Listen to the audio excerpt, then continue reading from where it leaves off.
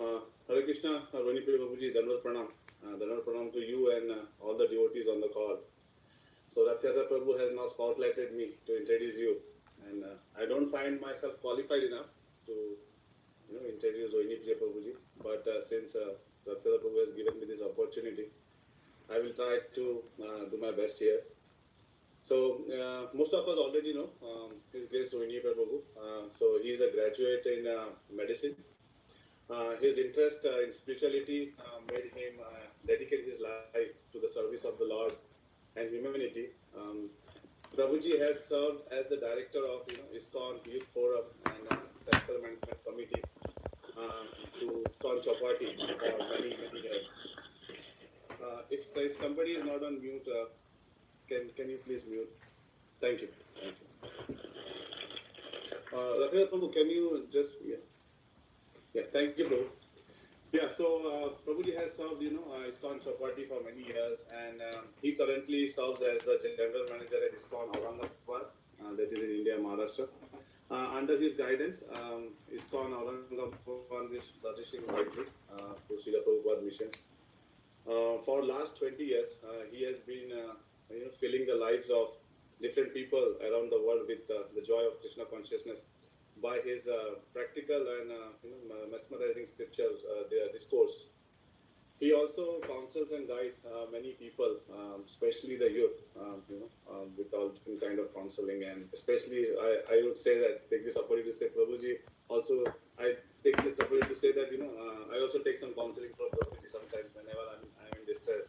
So, and he also, travels worldwide and shares the message of Bhagavad Gita and Srimad Bhagavatam around the world, and he has been actively distributing the message of Bhagavad Gita to, I think, thousands of engineering or medical college students and other professionals all over India.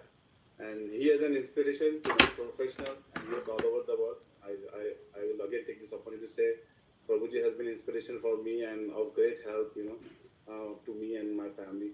So I would, saying this, I would like to welcome His Grace Rohinipriya Prabhuji to this our online satsang, and we would like to have a blissful association, online virtual association with him and hear from him. Thank you, Prabhuji. If I have said anything wrong, please forgive me, Prabhu. Hare Krishna. Hare Krishna. Kush, can you just continue for a couple of minutes more? No, okay. Not about me, just about Prabhupada. Just say something about Prabhupada. Yeah. So Prabhupada, His Grace, Prabhupada ji, he's the founder Acharya of Krishna consciousness, and it's his mission that we all are, especially like Rohinipriya Prabhuji, he has been serving as a senior brahmachari in ISKCON, and he has been following to fulfill the mission of Srila Prabhupada. His mission was to preach Krishna consciousness around the world. And so Prabhupada's guru has given instructions to him once that you should preach Krishna consciousness, take this to Western places, and that's what Prabhupada did. So because of Prabhupada, I would say that most of us devotee, we are close to Krishna, we got to know about Krishna consciousness, which is the absolute truth. And so that's what, in short, like I would like to say about Prabhupada.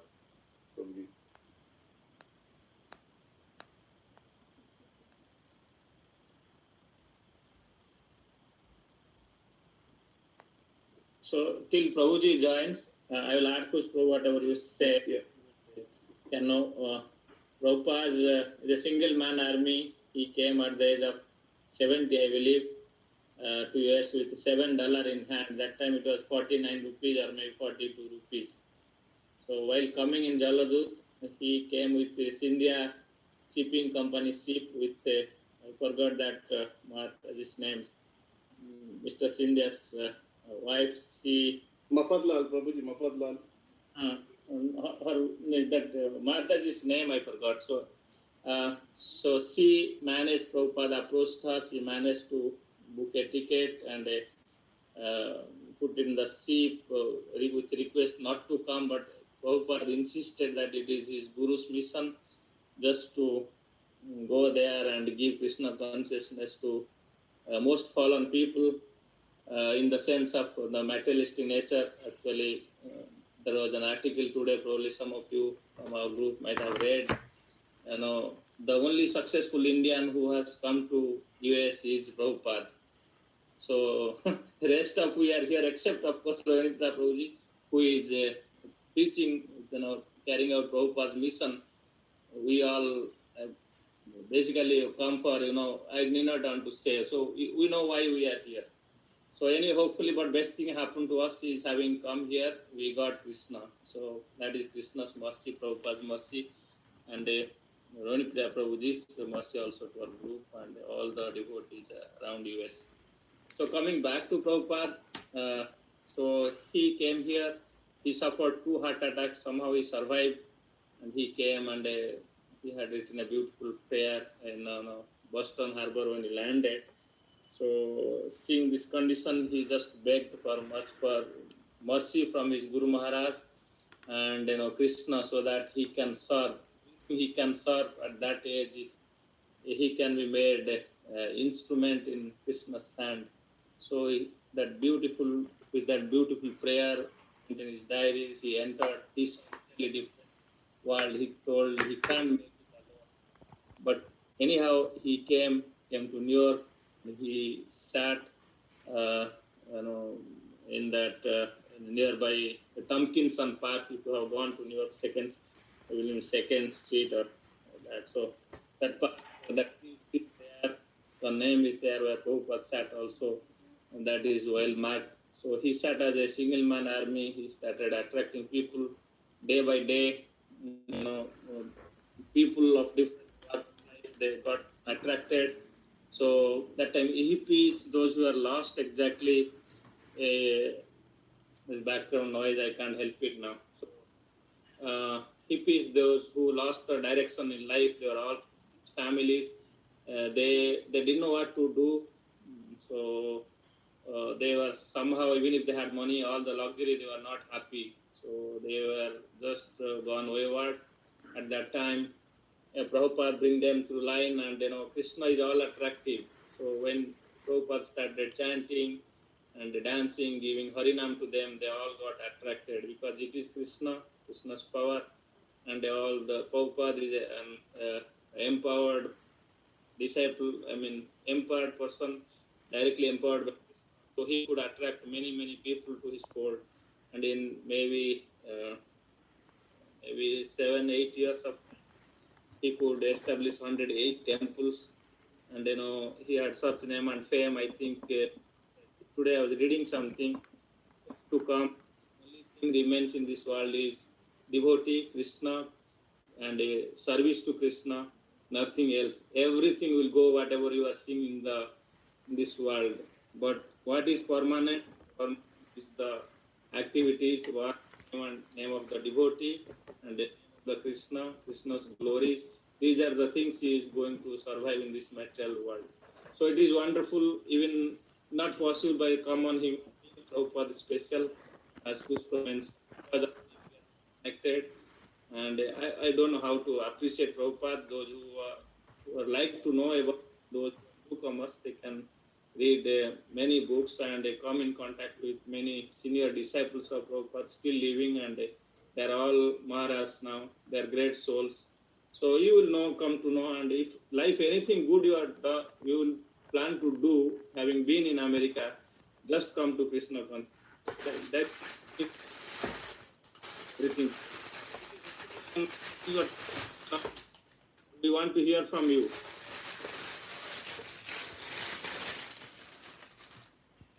Hare Krishna, Prabhuji. I'll stop here. Hare Krishna. So thank you very much. Can you hear me? Yes. Let me see. My video is on. Yes, audio is on. This is good. Just trying to set this up. This looks good. All right. Hare Krishna. Om Ajnanatimirandhasya Jnananjanashalakaya Chakshurunmilitam Yena Tasmai Shri Gurave Namaha.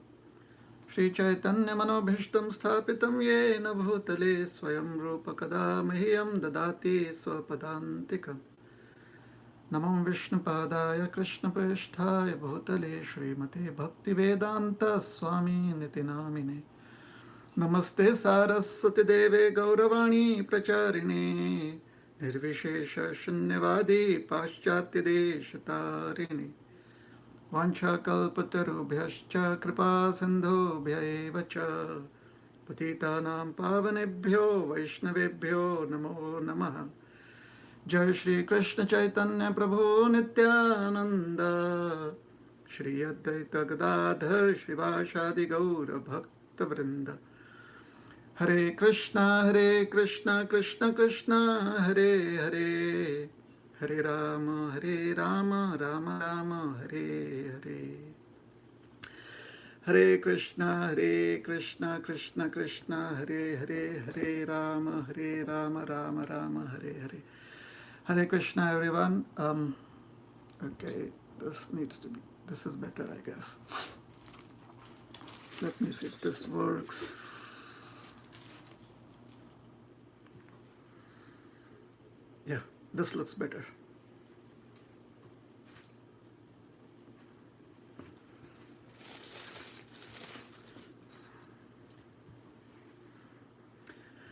Hare Krishna. So, thank you very much. I'm very happy to be with all of you, devotees who are connected to our Cincinnati Bhaktivriksha program. And I would like to thank Rath Yatra Prabhu for reaching out and letting me have this opportunity to speak about Krishna to all of you. Today I have an interesting topic to discuss, talk on.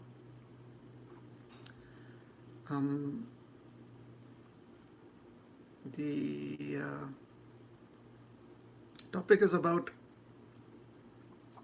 I think it is a very heart-touching topic, bound by a string of love. And I was excited to do this topic because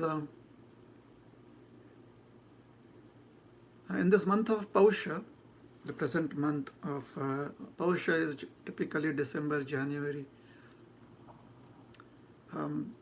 we have the appearance and disappearance day of a very wonderful personality. His name is Jagadish Pandit. And Jagadish Pandit is an very close associate and follower of Sri Chaitanya Mahaprabhu.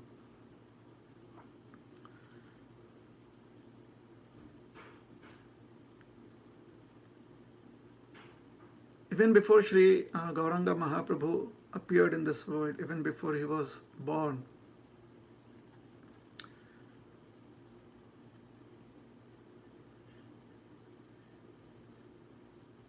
Jagadish Pandit had come to his to Mayapur, Sri Mayapur Dham, along with his brother and his wife.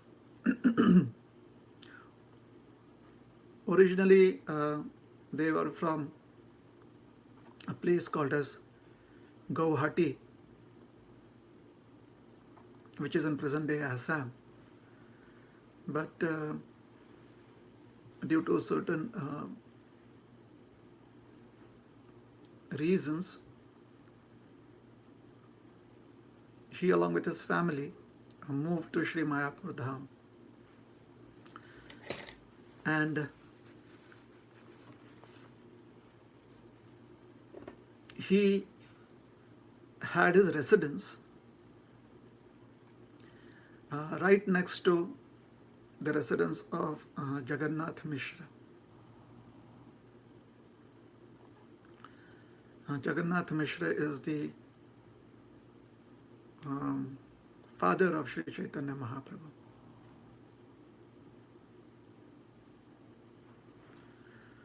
So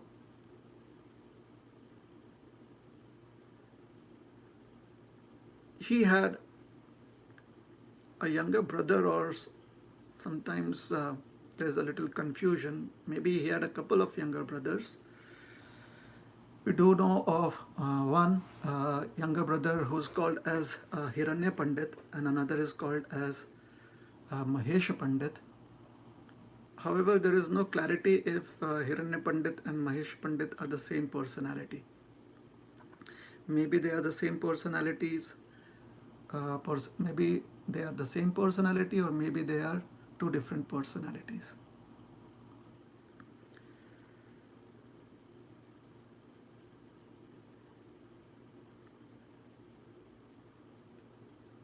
In this human form of life,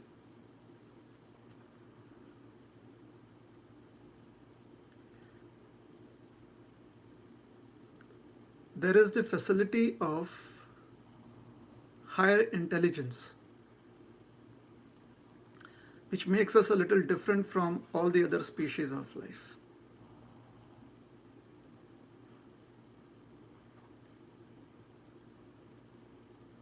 In all the other species of life, the intelligence is not very evolved. When we say it is not very evolved, we mean that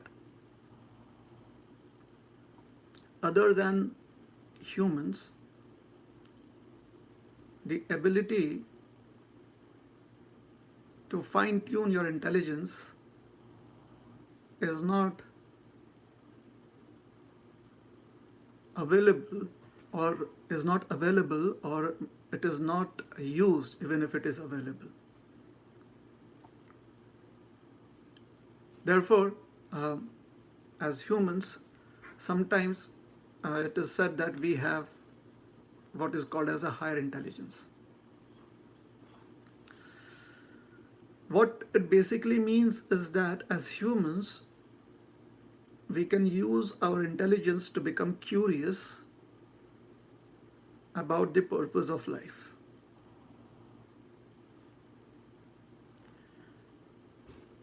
Now, the ancient books of wisdom and the wisdom of the past, they tell us that the other species of life, specifically the animal kingdom,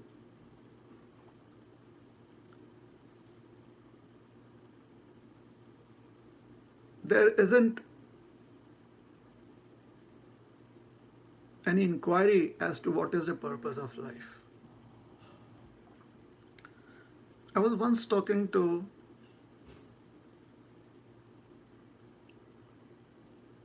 maybe a person who said he was an atheist or maybe an agnostic.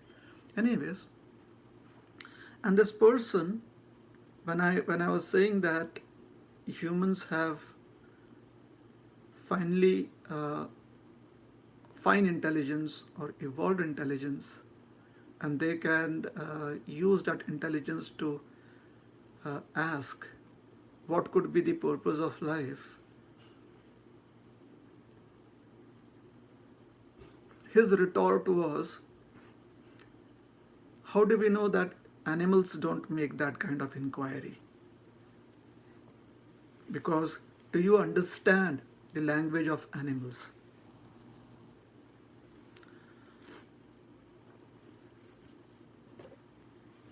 Obviously, we may not understand completely the language of the animals,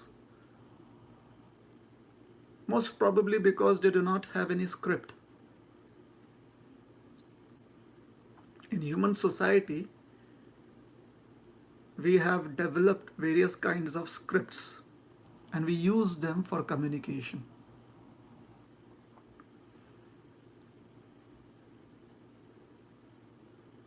So in the animal kingdom, we don't find them come up with scripts. We don't find them having scripts which are used for communication.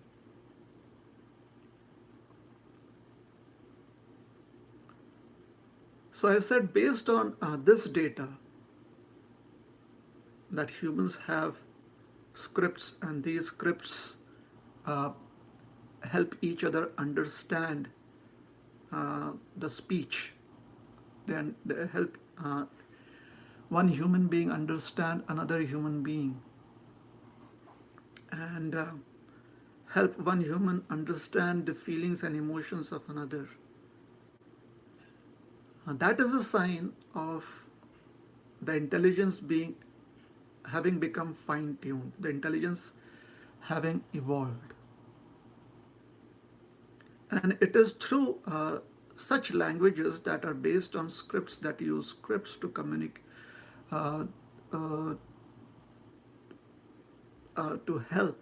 use scripts to help us understand each other's emotions, each other's needs. It is through such communications, or through such an ability to speak, that humans ask each other, what is the purpose of life? And then we use scripts to not only communicate with one another live, but we also record those scripts for future generations to also understand what kind of discussions had happened in the past. Hence, in human society, we have this rich treasure.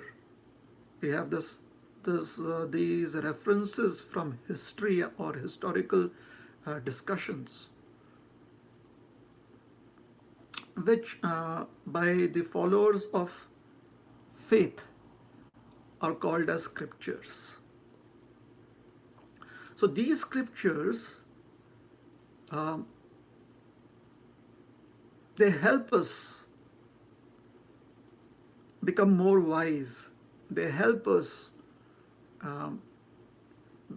use our intelligence such that we can evolve into being more compassionate beings, into being more understanding people.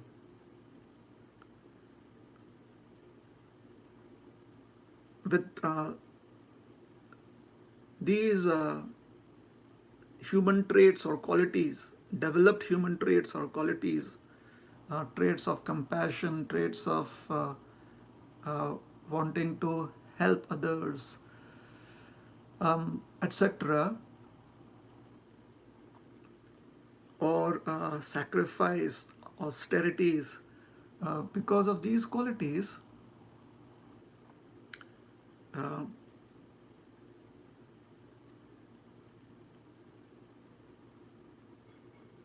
we accept this idea that life should have a purpose.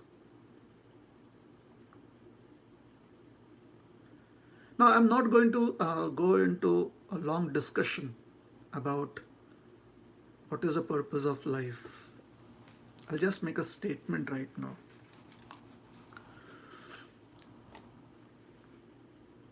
Maybe in some other forum or on some other forum, we can have that discussion. The purpose of or goal of life, as has been described by the wise people of the past, or the wisdom of the past, and the intelligentsia of the present,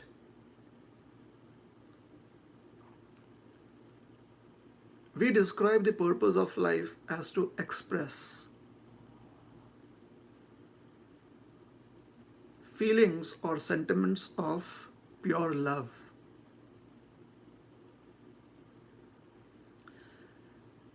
And what facilitates this expression of pure love is service. The idea of pure love is that you serve your beloved. Well, you care for your beloved, you are concerned about your beloved. These are all secondary considerations. The primary consideration of pure love is wanting to serve.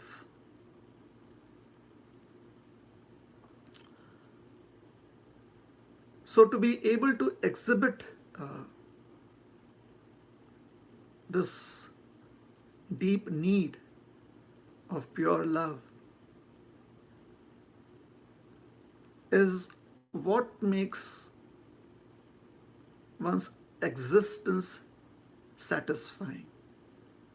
In other words, if we can find opportunities of unmotivated service and we render such service, then that is very, very satisfying. That is very, very uplifting.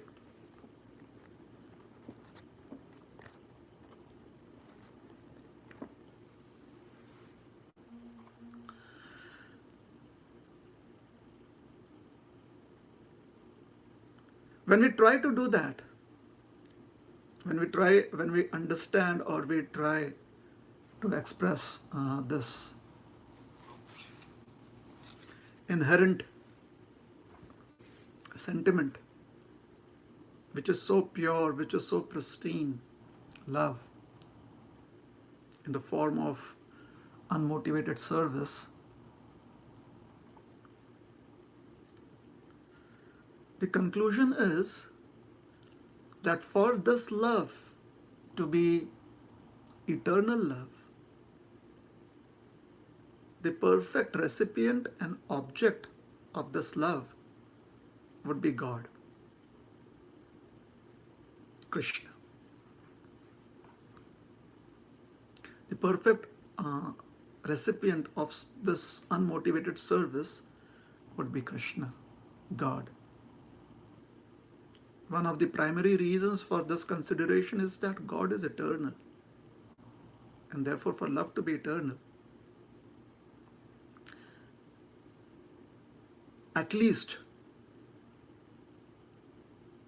the recipient of the love being eternal is helpful.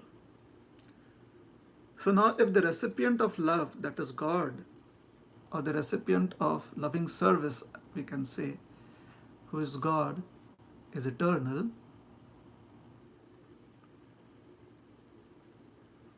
then won't we be hindered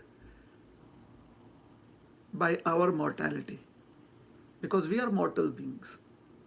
Wouldn't our expression of love be hindered by our own mortality? Surely. If we consider ourselves to be this mortal body, then obviously it is a hindrance. However, if we understand that this mortal body is a wonderful instrument to exhibit the loving service of the eternal soul, that which gives life to this body, then all the factors that need for love to be eternal are present. Love itself is eternal, the recipient of love, God, is eternal, and the soul is eternal. So now philosophy makes sense. With our intelligence, now we realize that this is indeed very meaningful. Having deciphered this philosophy and living by this philosophy every moment, there will definitely be these moments in time where we realize how insignificant we are when trying to offer our loving service to God. It is natural, it happens. It is just the expression of our being part and parcel of God. As part and parcel, we are infinitesimally small, whereas Krishna, the all-attractive personality of God, is infinitely big.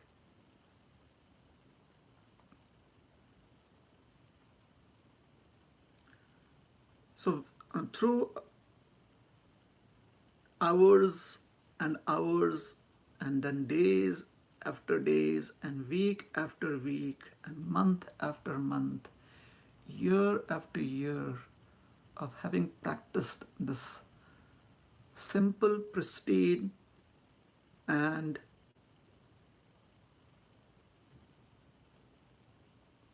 eternal philosophy that we must try and offer loving service unto Krishna, having lived hour after hour, day after day, week after week, month after month, year after year, in this one lifetime, having lived so many moments of practicing Krishna consciousness, the art of offering loving service to Krishna, and realizing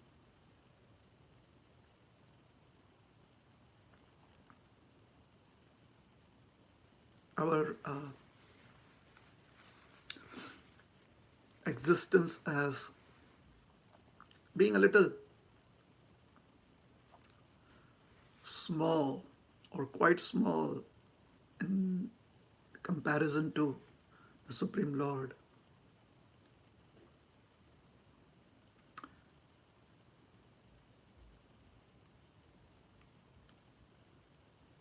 We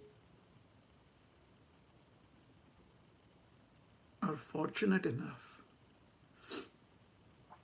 to come to a very, very amazing conclusion. And what is the conclusion?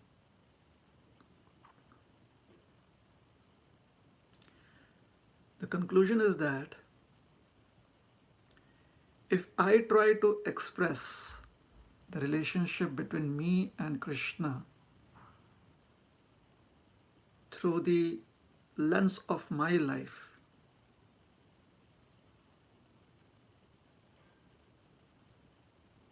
then I realize that it is very minuscule. However, if I am able to see this relationship through Krishna's eyes, then I realize the magnanimity of it. And that is the greatest fortune. When one realizes the magnanimity, the audarya, the magnificent love that God has for us, that Krishna has for us. Simply put,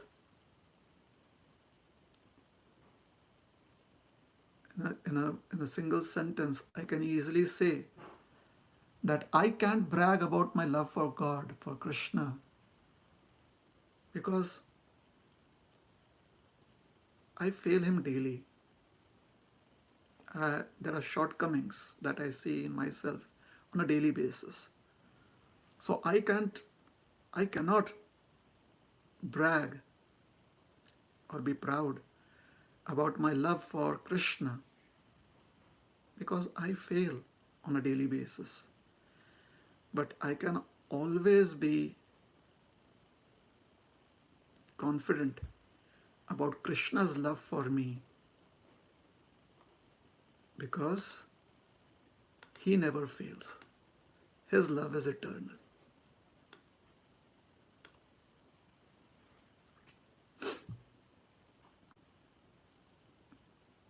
This deep realization is afforded to people who have committed themselves to years and years of unflinching, unmotivated, loving service to Krishna. There can be superficial realizations of Krishna's magnanimity. One day in a week, or maybe once in a year, we may feel, oh, my love for Krishna is so minuscule, and Krishna's love for me is so magnanimous. Krishna's love for me never fails. My love for him, I fail every day. There may be superficial, this realization may hit us maybe once a week, maybe once in a month, maybe once in a year. Hence it is superficial. This realization becomes deep as a consequence of years and years of practice, years and years of sadhana. Like in India, there are so many various dialects. I'm from India. So this is expression especially, all over India, people somehow or the other try to pick up on the Punjabi dialect. It is like, God, tussi to great ho. That, my dear Lord, you're just amazing. And your love is so amazing. So that is who Krishna is. The abode of love, the abode of affection.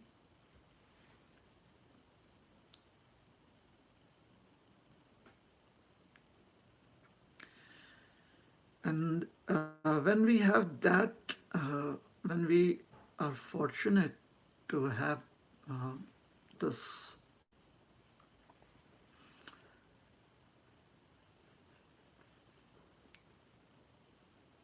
deep realization, it is no longer fleeting, this fixed realization that Krishna tussi to great ho. Krishna, you are great. Then the stories that we have heard about great personalities has a much deeper meaning. Those stories, their relevance is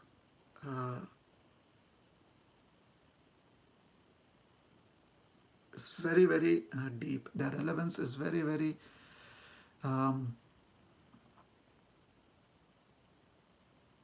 it is the relevance of those stories gives us a lot of hope. We become very hopeful.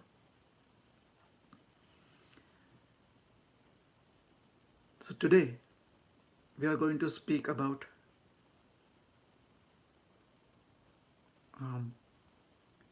certain stories. We are going to narrate certain stories which will help us see the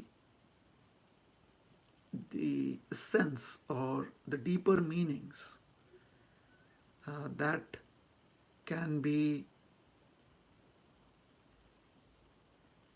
understood or dug out by sincere practice of sadhana, sincere practice of Krishna consciousness.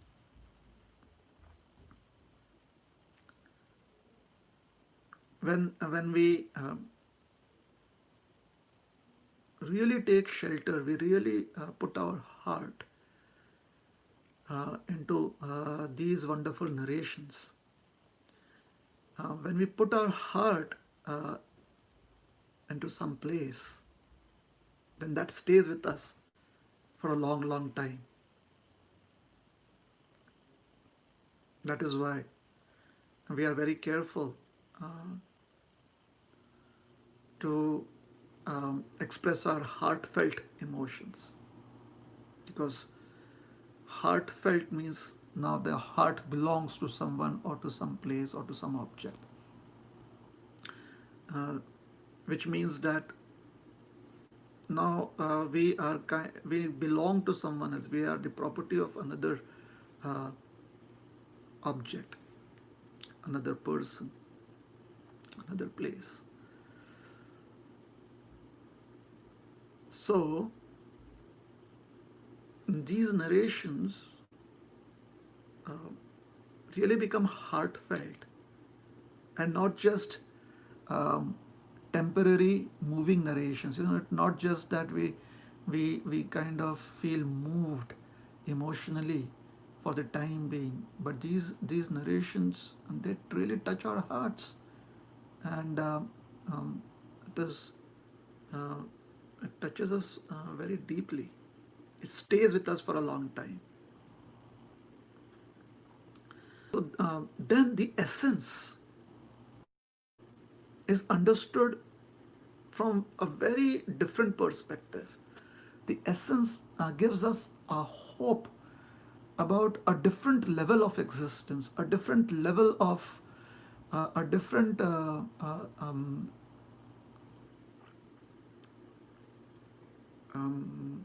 realm of time, a very different realm of time. We become hopeful about that. Sometimes people wonder, is there life after death? Is there a spiritual world? Will we go back to the spiritual world or not? So these narrations give us that kind of hope. But for that, we need to go through a process of purification. And the process of purification takes some time. It could be depending on our sincerity, depending upon how committed we are. It could be within a moment, or typically it could take a few years. Typically that is what it would take.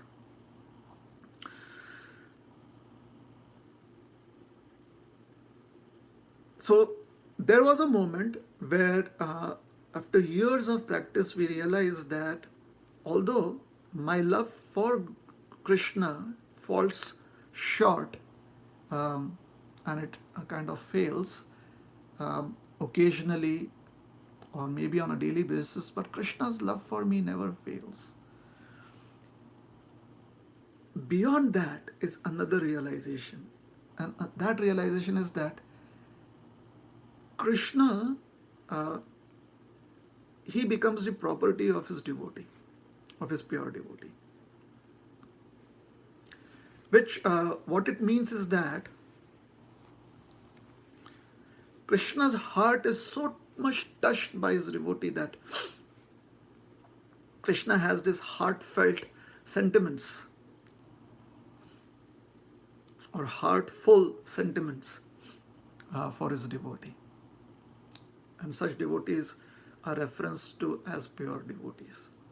When we say pure, basically it means that they have fully realized the meaning of unmotivated devotional service, unmotivated loving devotional service. They have fully realized it.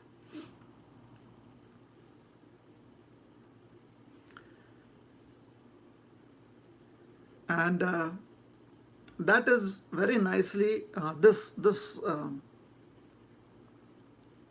feeling that Krishna has for his devotee is very nicely put through a simple statement. Where you go, I will, and where you stay, I will stay. These are Krishna's words for such a dedicated person, for such a pure devotee. Wherever you go, I will too. And wherever you stay, I will stay. As the Lord of the heart, Krishna exists everywhere as the Paramatma. God is everywhere. At the same time, as the object of a devotee's loving service, as that person who satisfies us by accepting our service, who gives us so much happiness by receiving our service, that person is Bhagavan. That person stays with us, lives with us, goes wherever we go, for He is the Lord and Master of our life. That is a personal God. So Jagadish Pandit, he was very much attached. Along with his whole family, he was very much attached to serving Sri Chaitanya Mahaprabhu. As a young child, Chaitanya Mahaprabhu was called as Gauranga. He was called as Vishwambhar.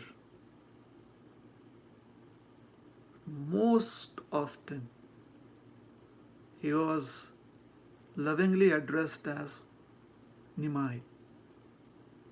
Jagdish Pandit had given his heart to little Nimai, and he watched him grow into a young man. He saw him transform from a scholar into a disciple of Srila Ishwarapuri Maharaj. He saw him begin the congregational chanting of the holy names of Krishna. He observed all of that. He was so fortunate.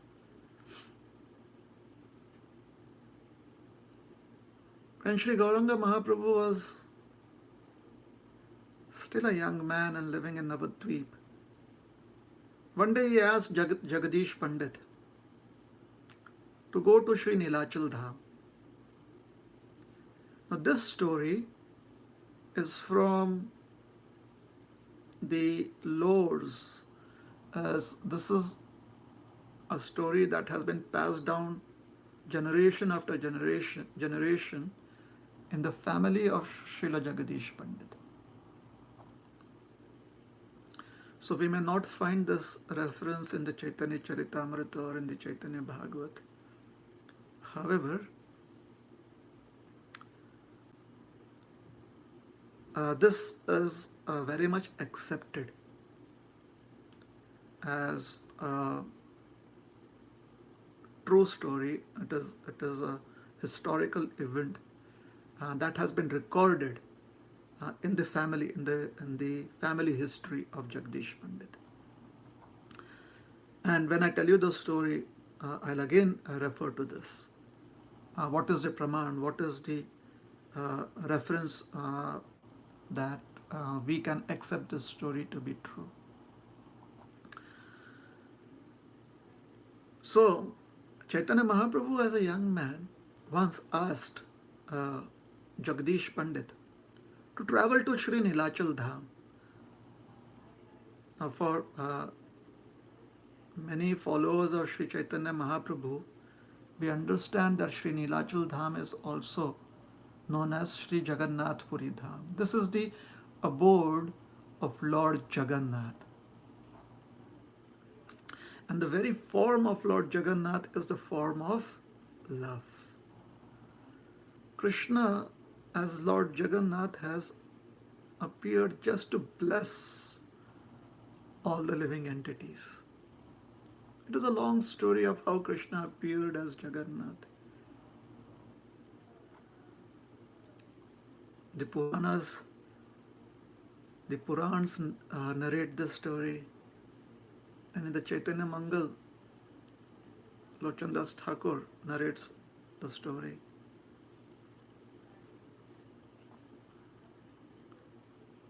Lord Jagannath is the Lord that offers his mercy in the form of prasad. When you speak of prasad, which means food, his mercy is present in the form of food. So much so that Lord Jagannath sleeps only for a couple of hours through the night, and to the rest of the day and the evenings, uh, he receives his devotees and gives them darshan, and he is offered so many preparations, and all of them are given to his devotees in the form of prasad. So if you go to Jagannath Puri, no one in Jagannath Puri can ever go hungry. Hundreds upon thousands upon millions of people can come to Sri Jagannath Puri, and there would be never any shortage of food. Prasad is present in abundance in Sri Jagannath Puri. And the reason why Lord Jagannath, as explained by Lochan Das Thakur, the reason is that Lord Jagannath specifically appeared on the insistence of our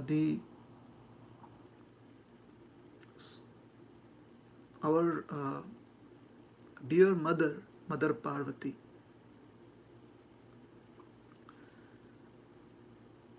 The mother of this universe, Mother Parvati.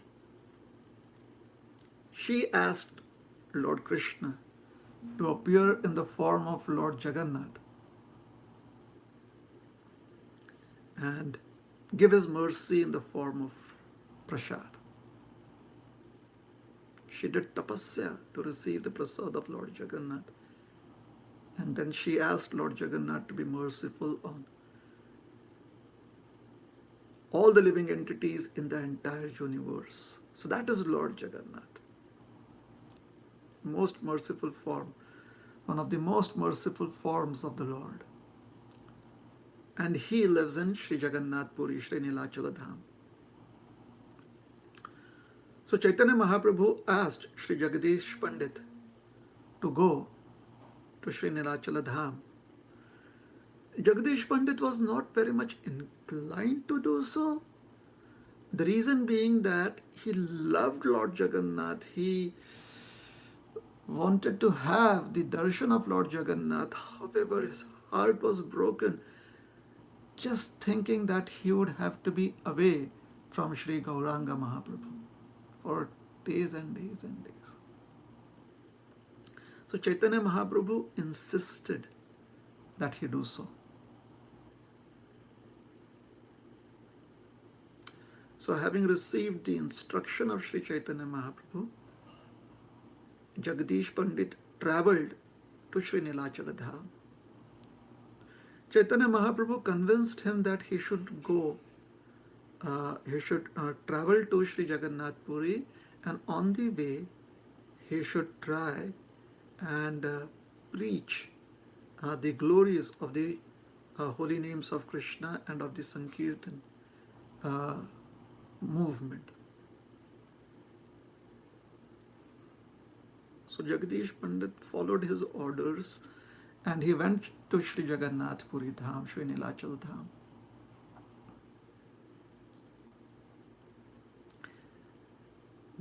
There, when he saw the beautiful form of Sri Jagannath Dev, Sri Baladev, and Subhadra Maharani, he saw Sudarshanji Maharaj. He saw the Lord being served with so much of love and devotion. He saw them in their beautiful, majestic forms.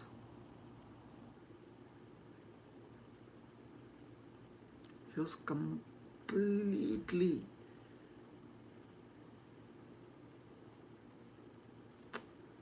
amazed and totally in love with Lord Jagannath. So much so that Jagadish Pandit forgot about eating and sleeping, and all he could see was the beautiful day and night. All he would see was Lord Jagannath within his heart. The Lord with his beautiful, beautiful, huge eyes.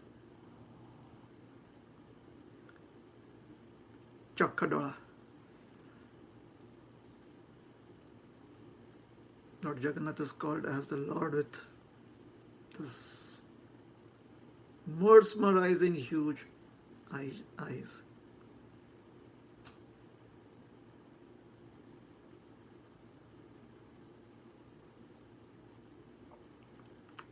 beautiful eyes. Days passed, months passed.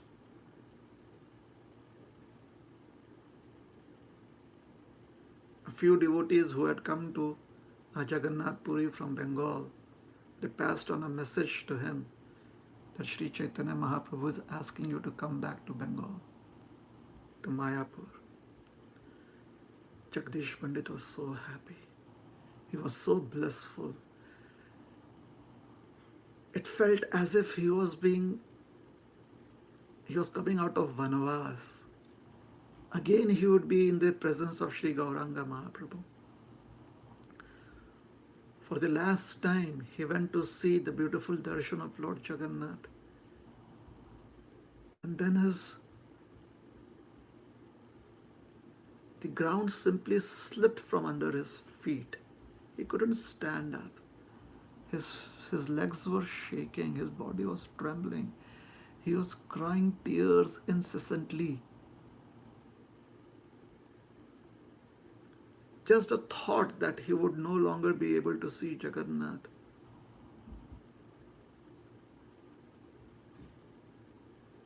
made him want to give up his life.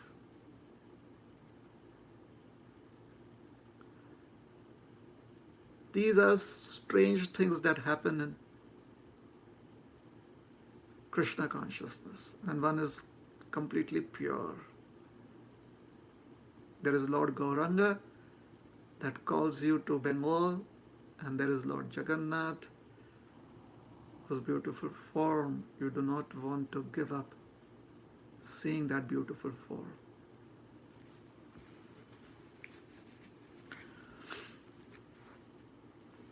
Jagdish Pandit was crying inconsolably.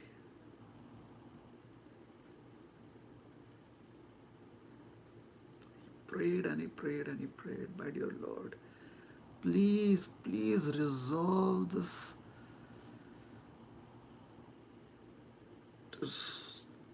emotion, this feeling of sadness. Please find a resolution to this. My heart is simply breaking. I will not be able to tolerate this separation from you. So Lord Jagannath and Lord Chaitanya Mahaprabhu are the same Supreme Lord.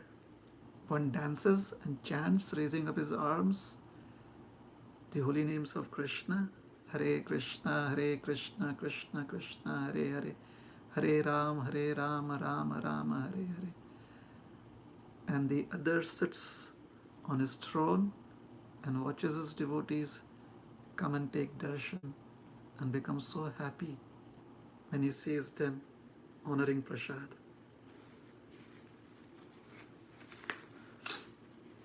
So one Lord dances in Kirtan, that is the Chaitanya Mahaprabhu, and the other Lord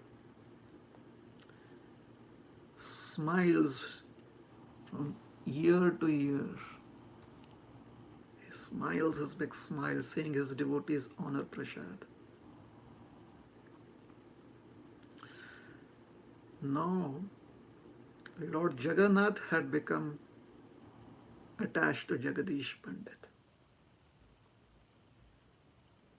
So being the same Supreme Lord in different forms, maybe Lord Jagannath, he called up Lord Chaitanya and he said, what is happening?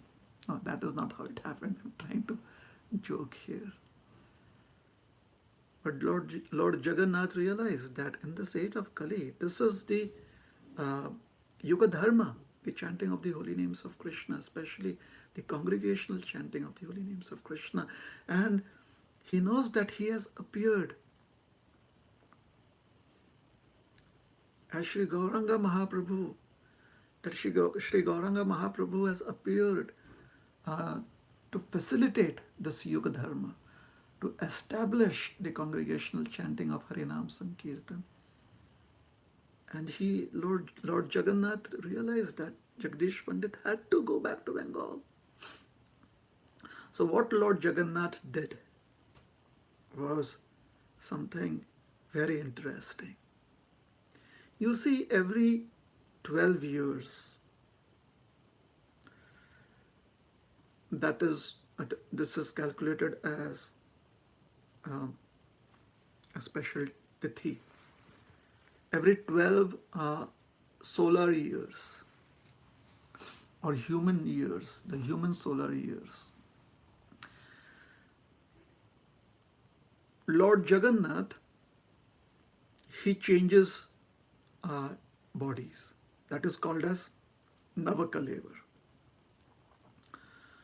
So Lord Jagannath is in the form of wood, and he, along with his brother and sister Baladev and Subhadra and Sudarshanji, they change bodies. They accept a new form. So a new form of the Lord is carved out of special wood. It's a huge process. It has been going on for generations. It has been going on for centuries now. For kalpas, this process. Sometimes instead of 12 years, this happens every 11 years. Sometimes it happens every 13 years. It happens after 13 years. But on an average, every 12 years, Lord Jagannath changes bodies. Navakalevar. So the old body, that is the previous body, we should say, that is put into samadhi, that is buried in a special place called as Koilo Vaikuntha. It is within the precincts, it is within the Jagannath Puri temple precincts, the Samadhi Sthala. So, and the new form is then worshipped for the next 11 or 12 or 13 years. It's a very, very important event in the lives of those who worship Lord Jagannath in Jagannath Puri.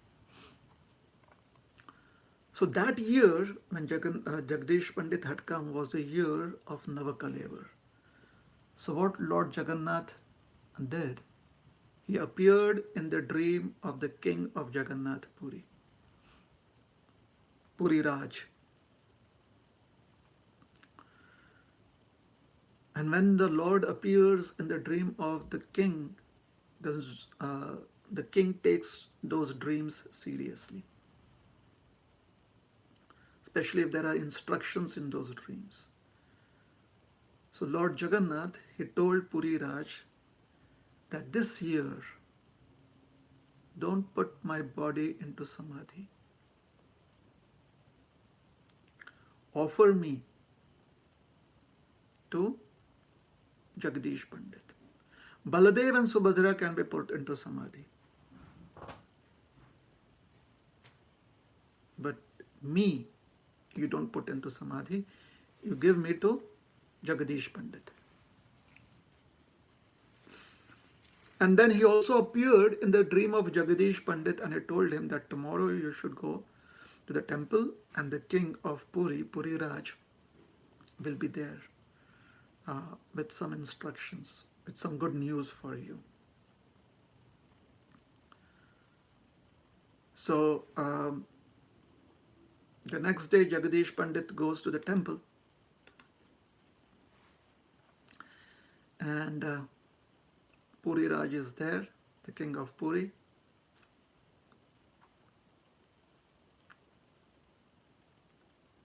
And he says, he offers respects to Jagdish Pandit. And he says, these are the instructions of Lord Jagannath. So after the Navakalevar ceremony, please come to the temple and we will give you the form of Jagannath. So Jagannath, the new form will be established in the temple, and the old form, the previous form of Jagannath, would be given to Jagdish Pandit. Jagdish Pandit was so happy. In happiness, he just was dancing up and down. He was just chanting the holy names of Krishna. The entire day passed. and Lord Jagannath went to sleep for the night. Jagdish Pandit was resting in the night when a thought hit him. He was like,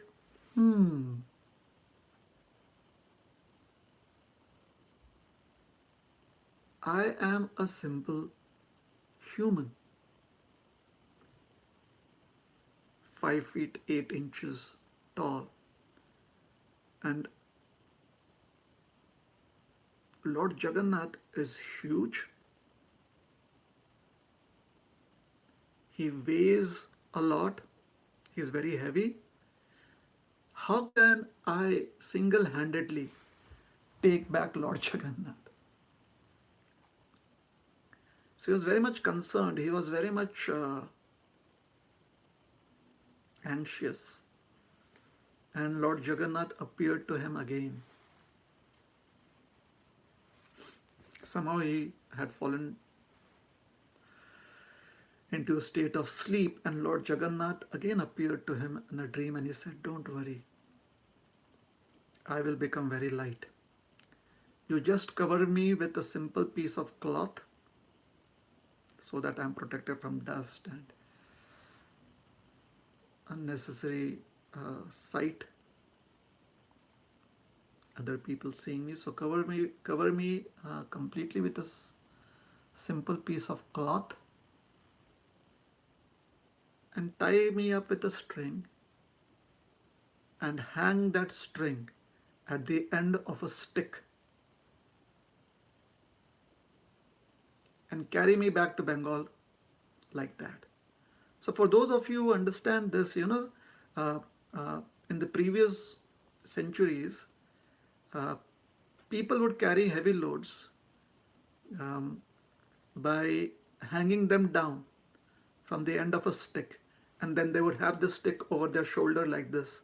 The stick would be, one end of the stick would be on their shoulder, and it would be a little long stick, and at the other end there would be the object hanging on it. And in this way you could carry, it had to be bamboo stick because bamboo is quite sturdy, and you could carry your weight over long distances.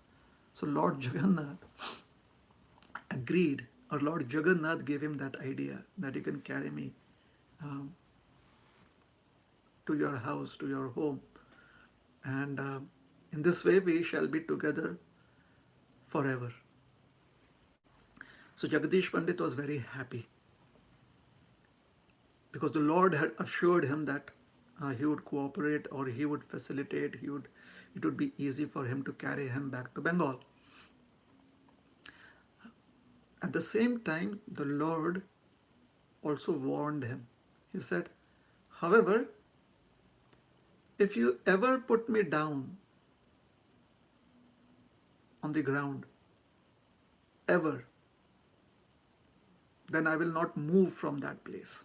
I will stay in that place. I will not go back with you, go any further with you. So Jagdish Pandit thought that, okay, it is going to take me a few days, maybe even a week or beyond that, to travel to Bengal on foot. So why don't I take a couple of other people, I hire them, and they would also help me, assist me in cooking for Lord Jagannath. Because, the human body, we need to respond to certain bodily needs every day. When we need to pass water or answer the call of nature or eat. So the idea was that they would share this duty of carrying Lord Jagannath, and Lord Jagannath would not be put on the ground. So he brought 2 assistants with him. And for days they traveled from Jagannath Puri with the Lord on that bamboo, hanging there, the Lord hanging on that bamboo. That is why I kind of entitled this discussion as Bound by a String of Love.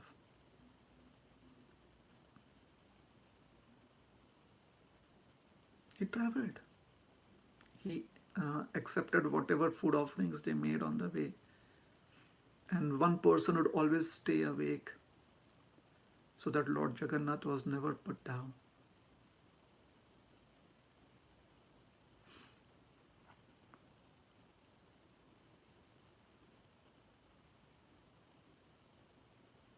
Most of you would understand that there is a twist in this story, and yes, there is a twist. When they came to the banks of the river Ganga, very close to Mayapur,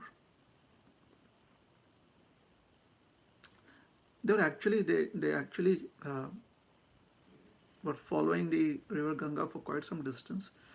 When they came to this place where previously, in a previous age in Satyuga,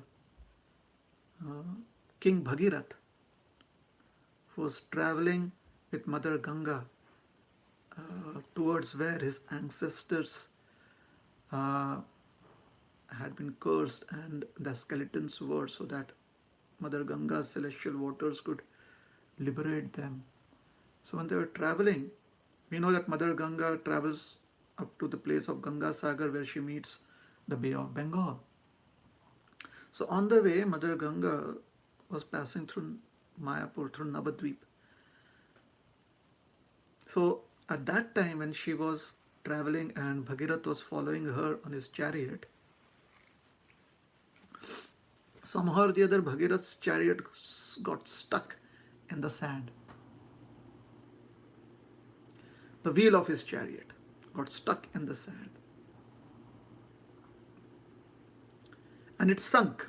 It sunk quite a bit. It almost sank completely. So from there on, Bhagirath had to travel on foot.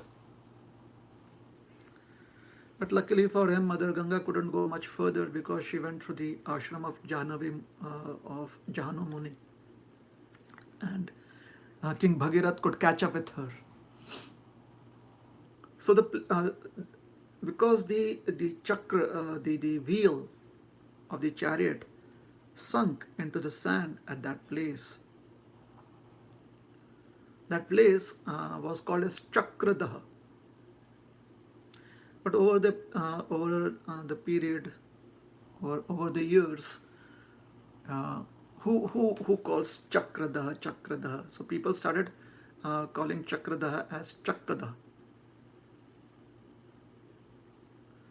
So about 550 years ago, this place was still called as Chakkada.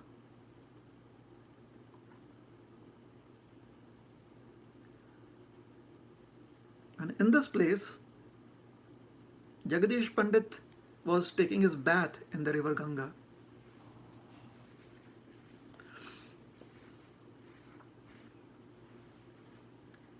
I'm sorry, the light is hitting me, so it is kind of feeling a little itchy. So Jagadish Pandit was taking his bath in the Ganga. And one of the Brahmanas who was carrying Lord Jagannath, he had some urgent call. And seeing no one around and not really knowing, Lord Jagannath had not revealed to him that he should not be put down. So that Brahman, he felt that, well, no one is here, so I may just put down Lord Jagannath for a moment, and before anyone else comes, before Jagadish Pandit comes back from his bath, I will pick him up again. So he put Lord Jagannath down there. When Jagadish Pandit came, he was horrified. And then they tried to lift up Lord Jagannath, but Lord Jagannath felt so heavy, they couldn't move him. So Jagadish Pandit realized that Lord Jagannath wants to stay here.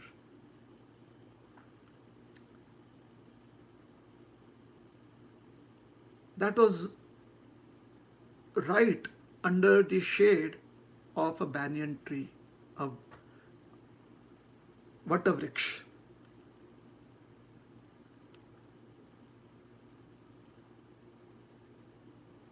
So Lord Jagannath, he wouldn't move. He would stay there. So what Jagadish Pandit did was, He gave up his home, his residence in Sri Mayapur Dham, and he moved to Chakkada. And he served Lord Jagannath for the rest of his life. He moved there along with his family. Very soon, Sri Chaitanya Mahaprabhu would take sannyas and go to Nilachal Dham. However, Jagdish Pandit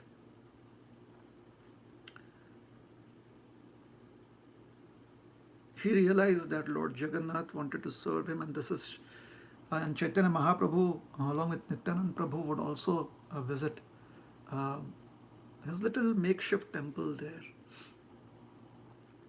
So he realized that Lord Chaitanya has also blessed him to serve Lord Jagannath. So he worshipped Lord Jagannath in that place. Today, if you go to Chakkada, it is about 70 kilometers from Calcutta when you travel towards Sri Mayapur Dham. We'll still find the temple of Lord Jagannath. The huge festival of the bathing ceremony of Lord Jagannath is still celebrated till today. Now we have a Gaudiya Mutt there that serves Lord Jagannath. So this is Lord Jagannath of Chakkada, where the Lord, she expressed his desire to move along with his devotee from one place to another place. Where you go, I will, and where you stay, I will stay. So this is the wonderful reciprocation that the devotees have with the Lord, and the Lord has with his devotees. Krishna consciousness is a very beautiful process. There are challenges. There are moments of weaknesses. There are difficulties. There are moments of happiness. So there are ups and downs. However, that only happens when one is a practicing devotee, when one is a sadhaka. But when one's practice becomes ripe,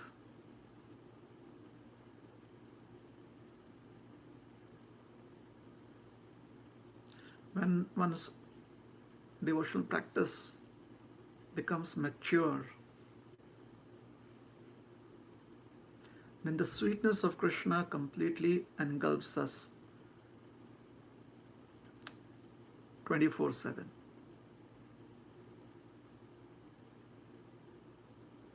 And that is when the devotee has this personal connection with Krishna. Krishna is my dear Lord. Krishna is my dear Master. Krishna is my all in all. So this is my first presentation for all the devotees of the Cincinnati Bhaktivriksha this year. So I wish you all a very happy new year. I'm in the English calendar year. For many of us who follow for me especially, that I come from Maharashtra in India. For us, Makar Sankrant is also celebrated as the new year. Gudi Padwa is a new year, but we also celebrate Sankrant as the new year. So I wish you a happy Sankrant New Year.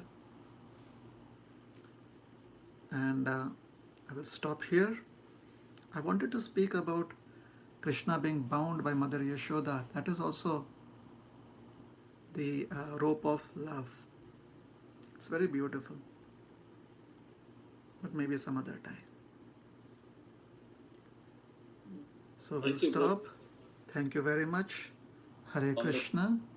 If there are any questions, comments, please let me know. Please feel free to ask questions.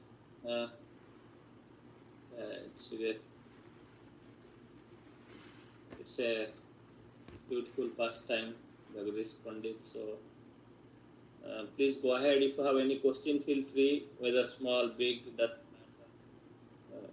should, in the interest of one interest, please unmute and ask the question. Hare Krishna Prabhu, this is Krishnikant. Am I audible? I'm sorry.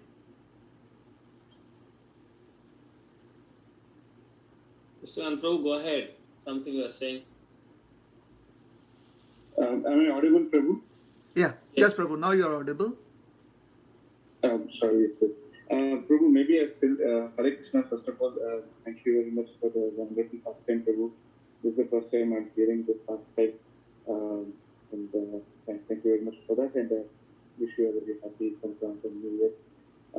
Question, Prabhu, probably this is a silly question, but why does the Lord always give a boon, fulfill the devotee's request, but with a twist?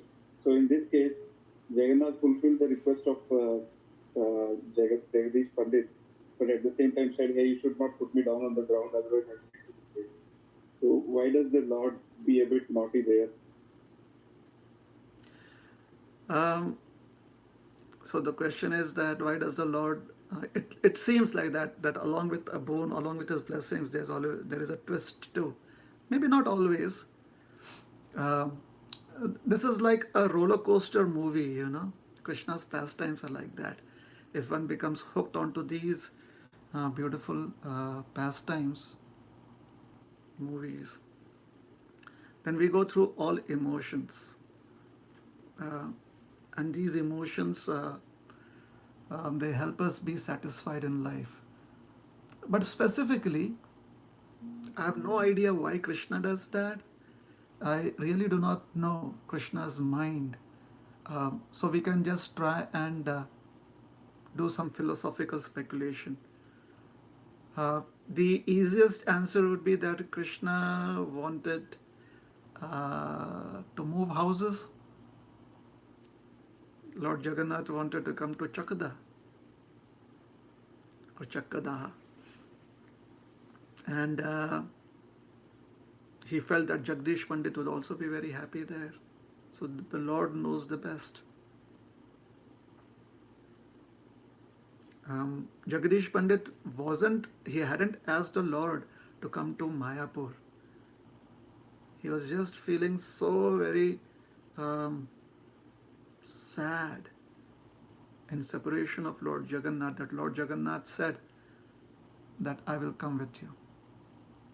So there was no deal signed that he would come all the way to Mayapur. He just said that I will come with you. Jagdish Pandit could have stayed in Mayapur. As I said, from Mayapur, from present day Mayapur to Chakada would be at the most 60-70 kilometers. Not more than that. Which would mean that every day, if he wanted, he could come and take the darshan of Lord Jagannath. So Jagannath had actually fulfilled his desire, or had tried to help him overcome his sadness of separation. However, Jagdish Pandit, he made that decision that he would move from Mayapur to Chakada. So that is the devotee's own free will. That is Jagdish Pandit's own free will. Is that helpful? Yes, Prabhu, definitely. Thank you. Hare Krishna Prabhu, Dandut Pranam Prabhu. Thank you so much for this wonderful pastime, Prabhu. You're welcome. What I get, Prabhu, like from this story is the pastime that you said is, Jagdish Pandit wanted to take Jagannath ji, from one place to other place, and he was very happy. Okay, and but like the person who were helping him, he kept it down, and he was not mad at them, and instead he said that okay, it's the willing of God, Lord, he wants to stay here, and he took it positively. So as you said, if we have faith in Lord and as a devotee, it, sometimes happiness is also there, sadness is also there. We should take it as a willingness of God and take it positively. Sure. Yes. That's what I wanted to share, Prabhu. Thank you so much, Prabhu. Hare Krishna. Hare Krishna. So, Prabhuji, this connection, how do we understand? This is understood what you said. That's the way we have to take it. And I was just reading about Sakshi Gopal. He came all the way to Vidyanagar. Gopal, he stayed there. Again, after some time, when King of Puri, Purushottam, he came, he went to Cuttack. Why he does that? Because of more love or something, or he gets more service? He came from Vrindavan. He stayed in Vidyanagar. Then from Vidyanagar, he fell in love, or because he had more attachment to king, then he went to Cuttack. Why do we see that when it's God's will or it is devotee's power? Devotee's power. Obviously, Krishna always has a special emotions for his devotee, and he has this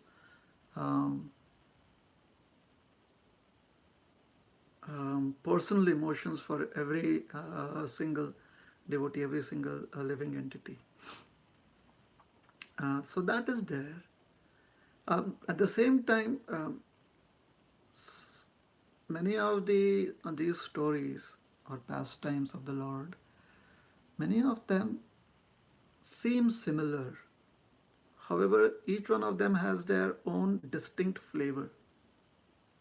In the case of Sakshi Gopal or Sakshi Gopal, he came as a witness. He came to bear witness from Vrindavan to South India, Vidyanagar. And this story is from many years ago, so there is no clear evidence as to from which era the story is of him traveling from Vrindavan to Vidyanagar. However, there was a time when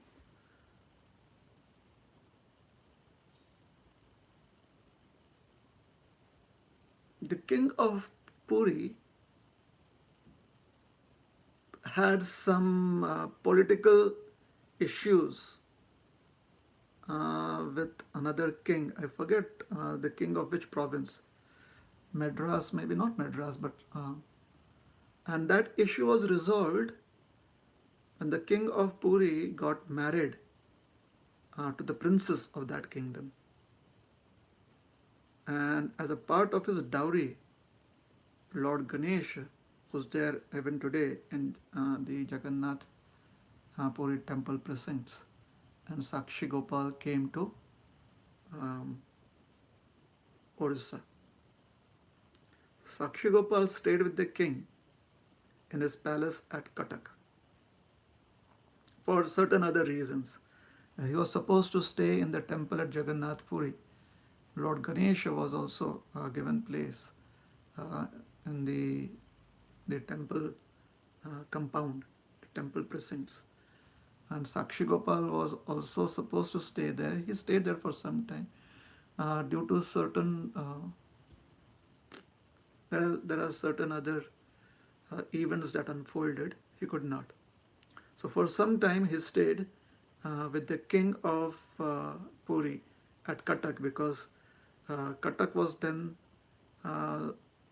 the capital of the king of Orissa too, who's also the king of Puri. So he stayed there in Katak, in the king's palace, on the palace grounds. And then he was brought to the temple in Jagannath Puri, and from there he moved to this village, and the village became famous as Sakshi Gopal or Sakhi Gopal, which is where he is in the temple today, in the present times. So his coming to Orissa was in the form of a dowry. Is that all right? Yes, Prabhuji, thank you. So there we took Kanchi, sorry, Kanchi Raj. I remember right now. The king of Kanchi and the king of Puri, they had some political issues. Thank Right? you, Prabhuji. And that got resolved with when the princess of Kanchi got married to the king of Puri. Yes, Prabhuji. So, Prabhu, just I don't know much about Jagadish Pandit. Is same as Jagadanand Pandit, or they are two characters altogether? They are two different characters. Sometimes it is also possible, I'm not saying there is another one, but there is always a possibility that there could be another devotee also by the name of Jagdish Pandit, but they are two different personalities. Answering your question, definitely Jagadanand Pandit and Jagdish Pandit are two different personalities. Jagdish Pandit was like an uncle to Chaitanya Mahaprabhu. In fact, Jagdish Pandit's wife, Dukhini Devi, was like a mother to Sri Gauranga Mahaprabhu. She was his dhatri too, wet nurse, as they say. Now that is what the local history, the local folk tales tell us.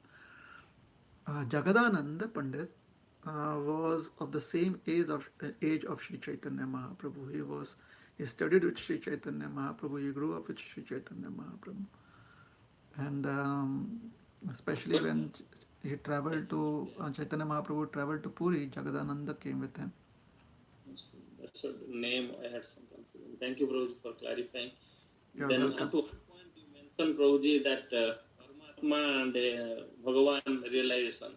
So how they two will be together? At least one will be taking over, no? Whether like Paramatma or it is Bhagavan realization, which will be with like what say Lord Jagannath was with. So No one takes over. As long as we are in this material world and we have a material body, the Paramatma will be the Lord within our heart. All right?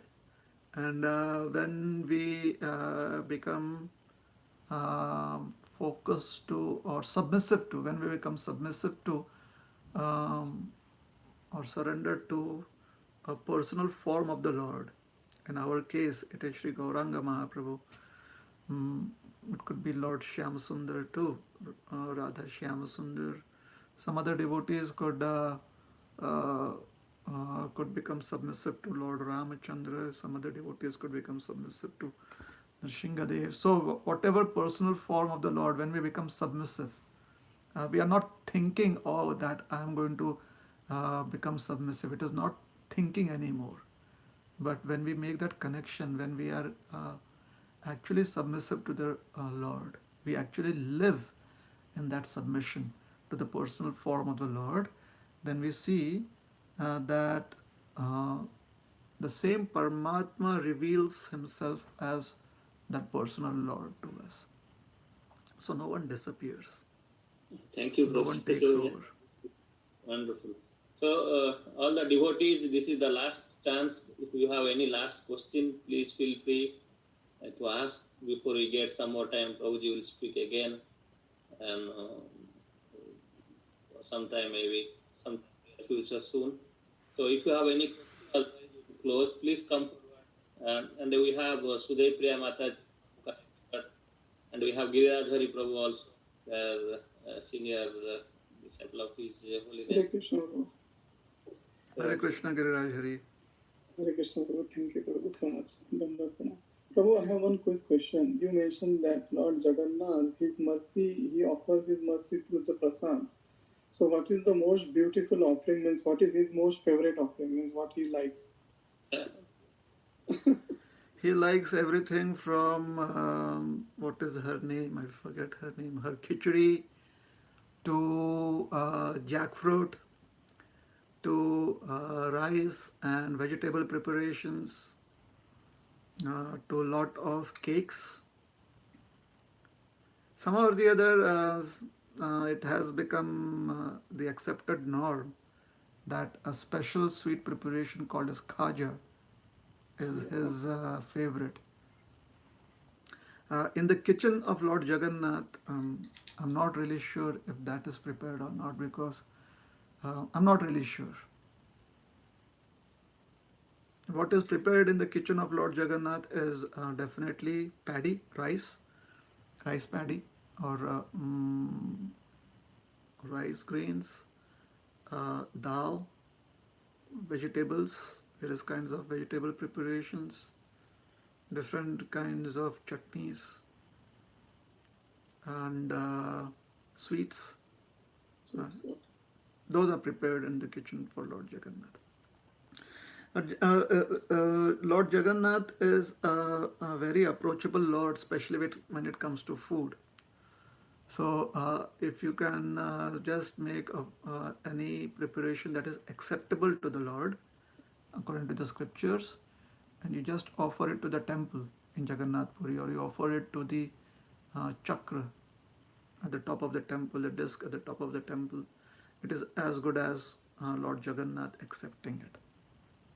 So that is how I think this khaja has become famous, that Lord Jagannath, it is the speciality of Sri Jagannath Puri and Sri Jagannath Dev's Prasad.